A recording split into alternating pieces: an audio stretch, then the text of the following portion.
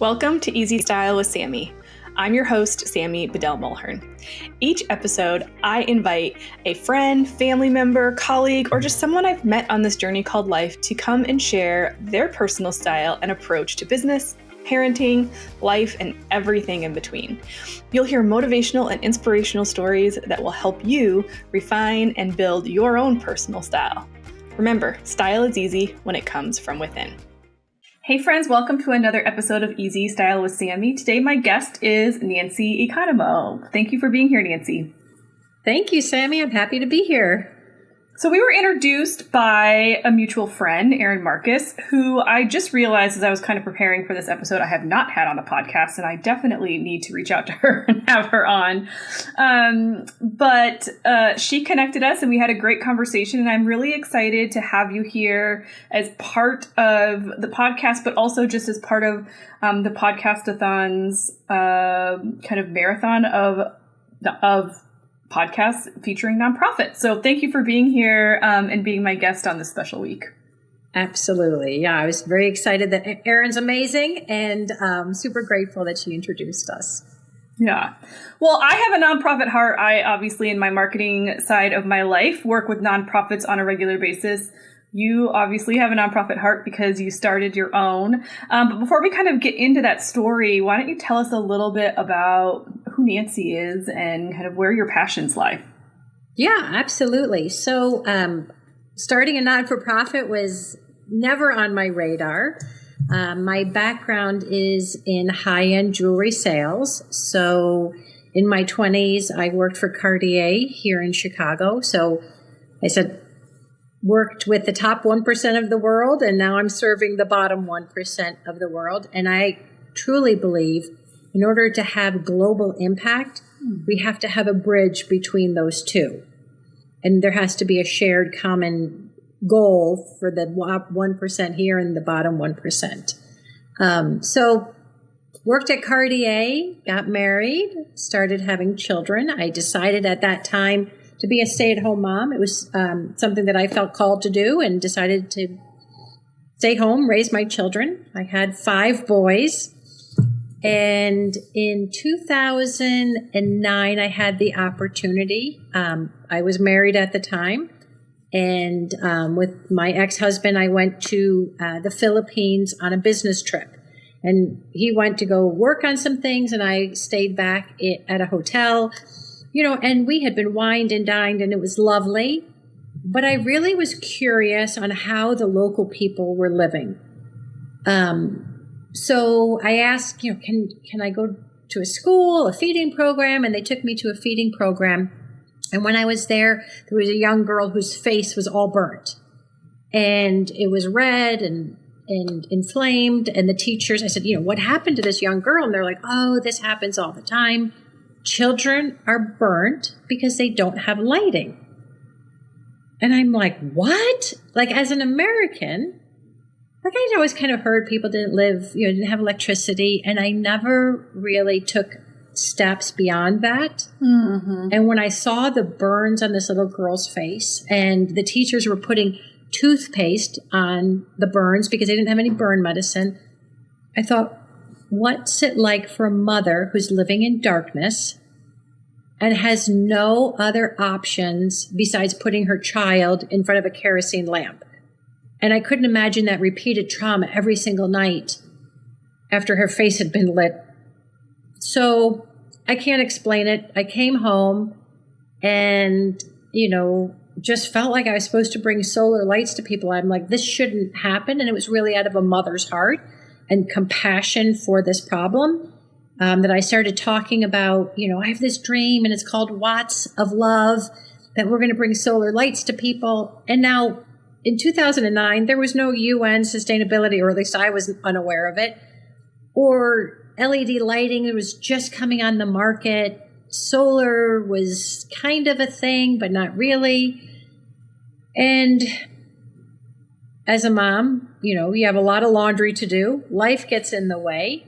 And I thought about it for years, and I actually met a woman. And I kind of shared the vision that I had. She turned and she looked at me, and she was leaving my house, and she looked and she said, you know, you've been given that dream for a reason. Don't give up on it. And I can tell you, it was like she slapped me in the face. And I'm like, you know what? I think this is a crazy idea. I don't have the money to like go out and buy solar lights. Like I just wasn't sure how I was going to do it. But I'm like, you know what? I'm going to believe that this dream was given to me for a reason. And so I started Watts of Love, you know, and I think, you know, just to all the people who have a passion to do something, you can have the biggest vision you can come up with. But it takes all of those very small practical steps to start to get there. And it's slow and it's painful. And sometimes it's not perfect, or your logo doesn't look like the way you want it to look. But you just have to get beyond that and keep taking steps. And you can always go back and redo things. But, you know, started Watts of Love, and I decided to go back to the Philippines, where I felt like my heart was changed. And I had met a local pastor there, and I called him and I said, hey, you know, I have this idea. What do you think? And he said, Nancy, I'm on this remote island in the Philippines in the South China Sea. No one has electricity. There's never been a doctor.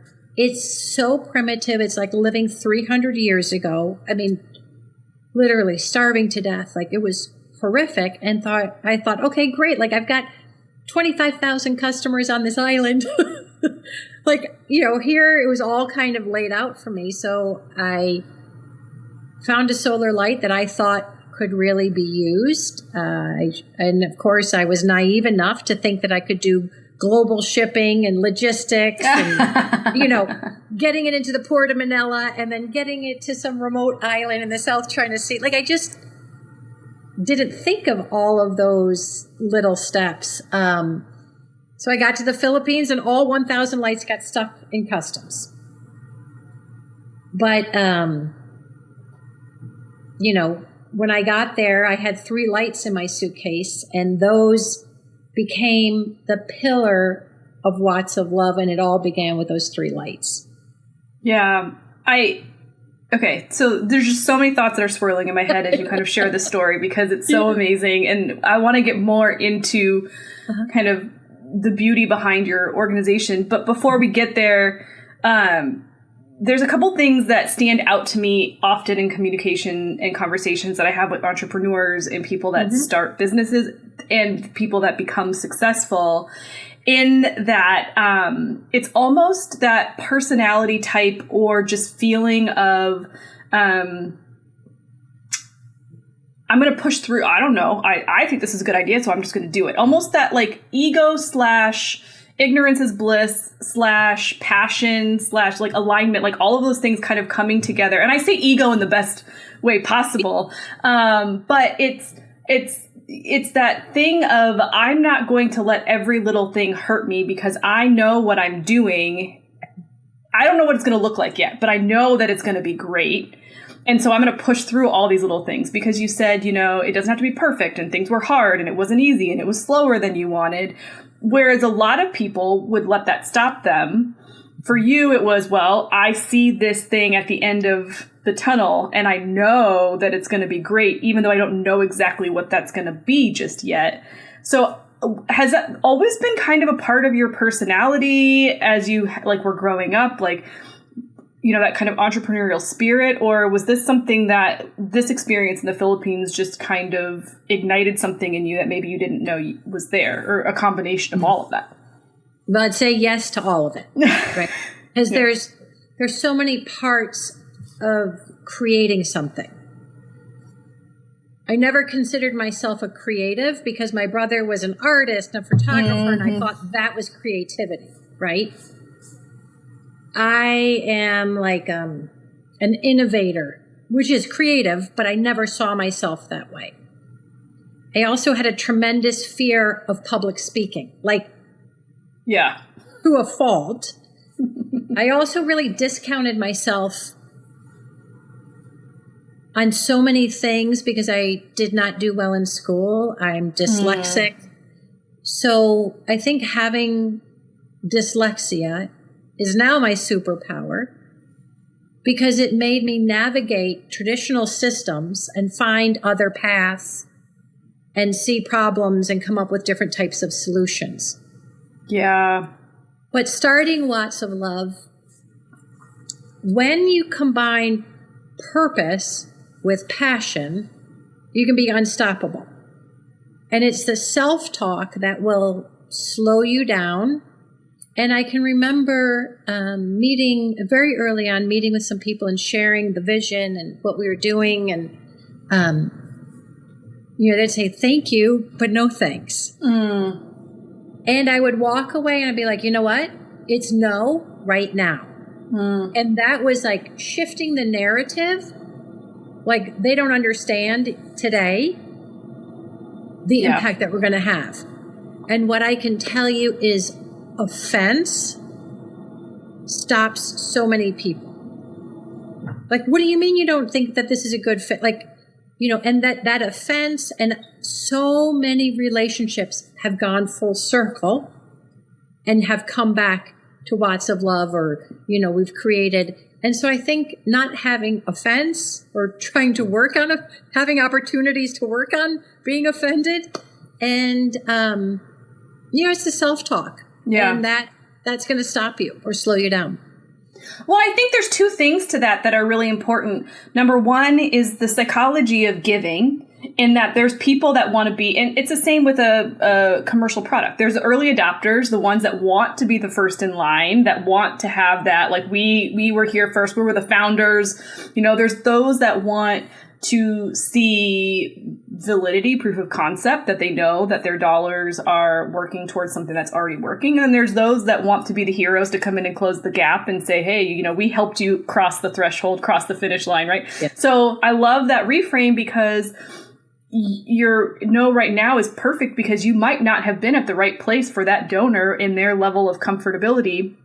And then secondly, that you didn't let it dissuade you from your idea. Because I think a lot of times when we hear no's or people don't jump on board right away or people don't immediately say, oh my gosh, it's a brilliant idea, we start to second guess ourselves and we start to let that weigh us down and slow us down from what we're doing. So I love that you brought those two things up.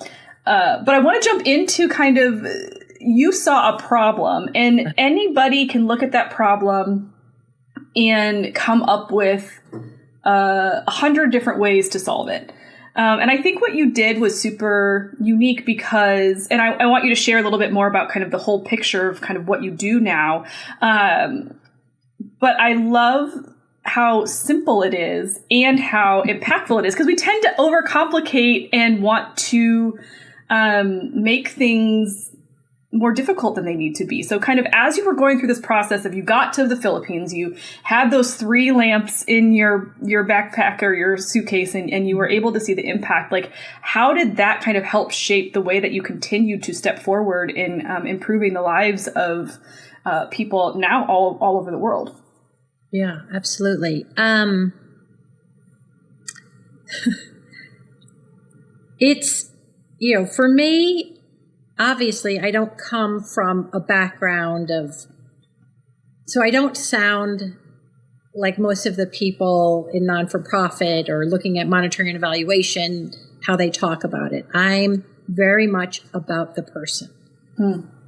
I also, because it started probably a little bit closer to me where there were people donating that I had some connection to, I felt a tremendous sense of responsibility. Okay, so that sense of responsibility and making sure, so let me go back to how those played in. Like when I went to the Philippines that time and I get there and all 1,000 lights are stuck in customs, I had 3 lights. And those 3 lights, I had to be very intentional because I thought, okay, every single person on this island wants a solar light, but who needs the solar light? The first woman we went to is Nai, which is a name for an older woman, kind of like grandmother. She said, your Nai, we're here to give you this light. She said, burst out crying, and she said, I cannot accept this from you. I'm too poor for you to love me. I've been cursed by God, abandoned by my family, and my government doesn't know I exist. We said, no, Nai, you're loved, you're seen, and you're valuable. Wow. Never did I imagine that giving somebody a tool like a solar light would have a heart connection. So when we distribute the lights, even to this day, at scale and rapid growth, we call up that person's name. Watts of Love is more about a feeling and an education, and then the tool, which is the light to end generational poverty. So that's part of our training is every person needs to be seen, heard, and loved. The second light that I gave out was to a mother, Emily. She had, I think, 5 or 6 children at the time, and gave her the light. And I was thinking that night, like, what would it be like to live in darkness, really, since the beginning of time, never have seen light?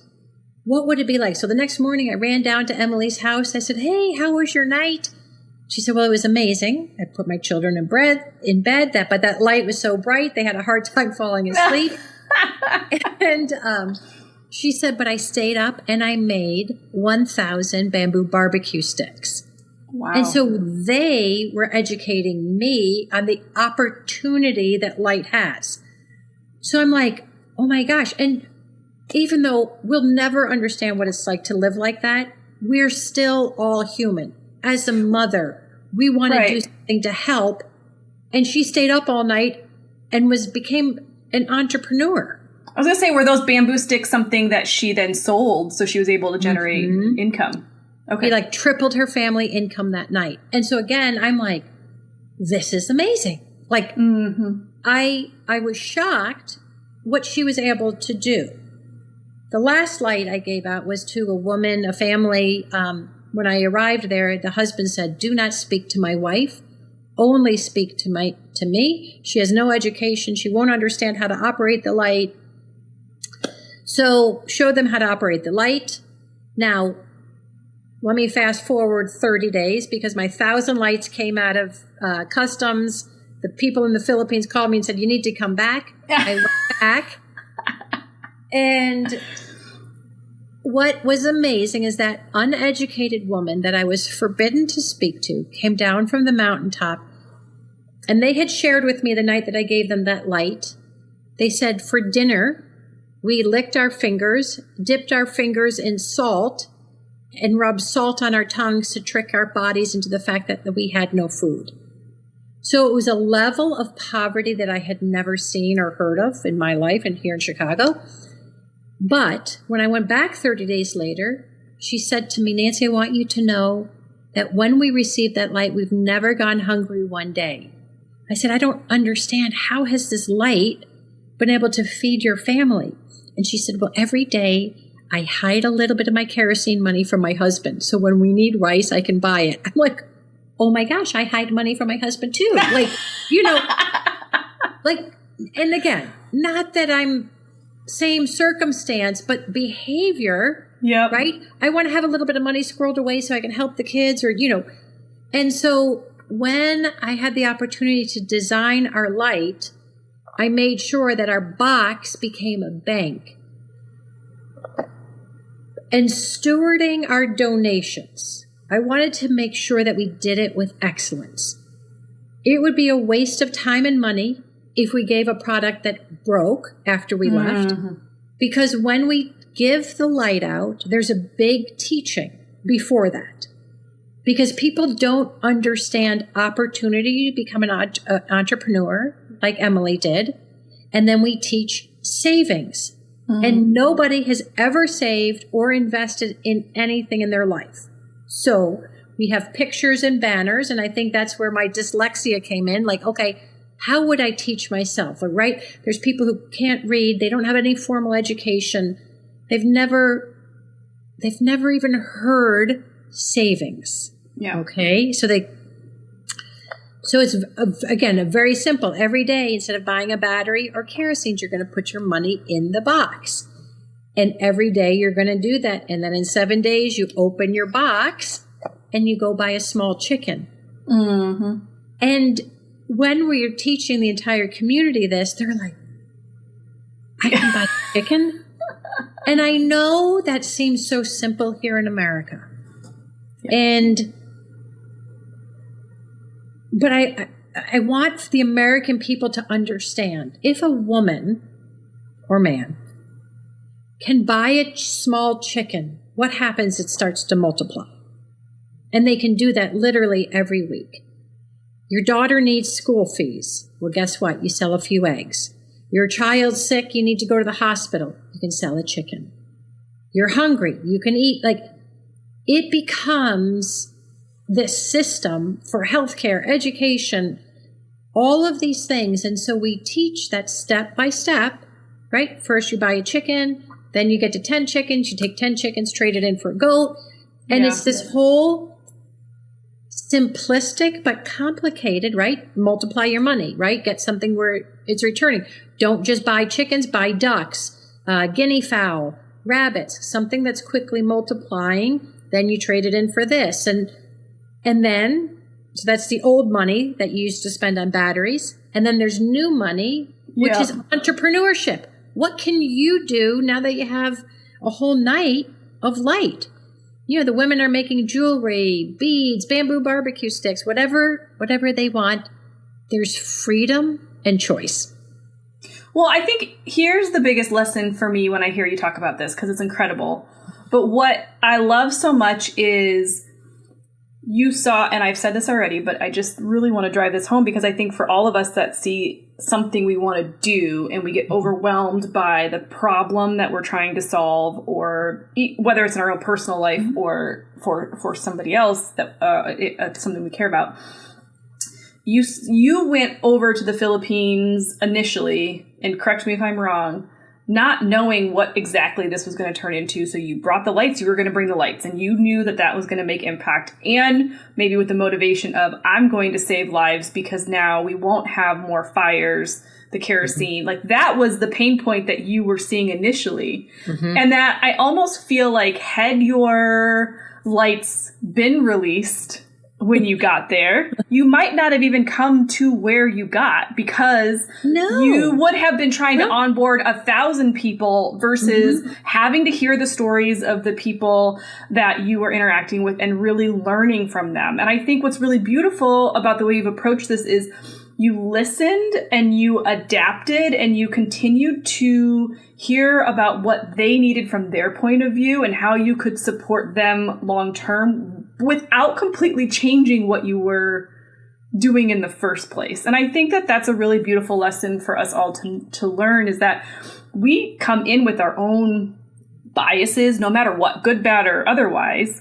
But that listening piece and the fact that years later you can recall their stories and their names, like, I think that's a beautiful thing, and something we need to do in general, to slow down and just say, I see this problem, but I don't intimately know every detail about it. And so I want to come in with a solution and also learn from you so we can make this better and work together as a team. Yes. And I think, it's just listening to what they're saying and asking, and not, it's just it's literally sitting in the dirt with them, asking some questions. When I go back, I don't always, but a lot of times I go back to a community, go and visit one or two people. So they hear that we're back. Our program now is not about the Americans going, it's about the local people. But it's just listening. And I feel like people want opportunity. People want choice. They know what they can do to make money. Right? So we're saying, and if they don't, in our teaching, we have banners like, here's Emily, she made bamboo barbecue sticks. So there's a lot of things that we do to give them ideas in our teaching. But I think it comes down to freedom of choice. So many times people will come in and be like, all right, we're going to teach them how to farm. We're going to do this. Yeah. And that's great if you want to be a farmer. But I truly believe if you are going to change a community or a nation, it starts inside of the home. If a home, no matter how nice your school is, if a mother cannot feed her children, she's not going to send the children to school. Right. If a mother and a family they don't have money, they can't participate in the well that you've put in when it breaks. Yeah, it's like Maslow's hierarchy of needs, right? We need to fill our basic needs first. The most critical basic need is lighting. And so through the lighting and the education releases the finances. So if they don't have a well and they're the water, they literally can buy filters. Like, it releases options and education. And I'm just going to repeat it because we are ending generational poverty one home at a time at scale. And that's how you're going to start transforming entire communities and ultimately what I believe is nations. I love this. And I've heard you say a lot of this before in our previous conversation, and hearing it again is just like so much more amazing and exciting because I just truly love what you're doing. As we kind of wrap this up, before we kind of let people know how they can connect with you, kind of what would you say? Because I think when we hear people tell stories, I know you still have a long way to go. I know you have a lot of dreams and things that you want for Watts of Love. So I know your work is not even close to done yet. But when we're kind of at the beginning stages, or we're at the point where maybe you have an organization that you're ready to scale, or you just are feeling kind of stuck in the mud right now, it sounds great to listen to this episode and be like, okay, well, that's great. She did all this stuff. She's amazing. But like, I could never do that, or I can't get to that point, or I can't be that successful. Kind of what might you say to people, or what did you say to yourself in the moments when you felt like when you heard, okay, well, all of my lights are stuck in customs and I can't do the work that I was here to do, or I'm ready to go into this new country and there's all of these different types of red tape and situations. Like, how do you kind of continue to talk to yourself through some of those tough situations and keep going? Yeah, well, I'll share a story a little bit more on the personal side. It is so easy to do, I think, as an entrepreneur, and especially doing something that may not have been done before, and it just looks different, and then you just feel very vulnerable. Like, who am I? What am I? Like, it's just... And I was on this island. The 1,000 lights were stuck. Everybody on the island knew that they were supposed to be getting lights. I had raised money, like, so many levels of failure. I knew I couldn't do it. Like, all of those things were going through my head, and I'm like, this is horrible. And somebody looks at me, the pastor that I knew, he looks at me and goes, don't you think God has a better idea than you? Put me in my place. And I'm like, maybe he does. And whatever it is for you, things happen for a reason. You can believe it's God, you can believe it's the universe, whatever. But for me, like, things are going to happen. I'm like, all right, this is going to be used for good. It doesn't look like the way, if I was going to write this script, this was not it. Yeah. But trust the process. And, and just keep moving forward. Like, okay, that didn't, but what can I learn? And I think it's being teachable. When things, especially international work, they're not good. It's not on time. It's not on schedule. The roads just like, okay. So yeah, that's it. Listen, that's so remain good. Teachable and flexible. Yep. I love that. I love that so much. Well, Nancy, thank you so much for being here on this episode. Truly inspirational. Love the work that you're doing and the way that you're doing it. If people want to learn more about you and Watts of Love, how can they do that? Absolutely. So our website is www.wattsoflove.org. There's a couple videos on there, but I also just want to say to anybody who's listening, if this is inspiring you, come and travel with us. We do take global travel teams, and it's, great, be part of Watts of Love. But also I think what happens is just see what we do, and you can come home and it be inspired in your own way, or continue doing with Watts of Love. Like, it's not, but I think sometimes when you invest in yourself, remove yourself, and be inspired by another movement, can help you propel forward. So check us out on the website, LinkedIn, Nancy Economou, and Instagram. We have full Instagram and Facebook as well. Love that. And we'll have all of that linked up in the show notes at easystylewithsammy.com/39. Nancy, thank you so much for being a part of this on this special week with the podcast-a-thon. So thank you so much for being here. Great. Thank you so much. I'm so grateful to Nancy for being here today. Like I mentioned, this episode is part of a podcast-a-thon. There are over 1,000 podcast hosts that are featuring a nonprofit this whole week. So I will link that up in the show notes so you can go check out the other podcasts that are featuring incredible nonprofits.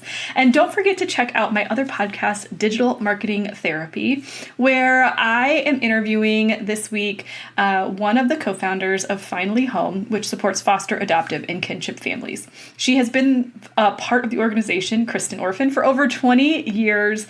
And so we're talking about longevity and creativity and how you stay in it when the work is so heavy and good and hard all at the same time. So you can check that out at thefirstclick.net/podcast.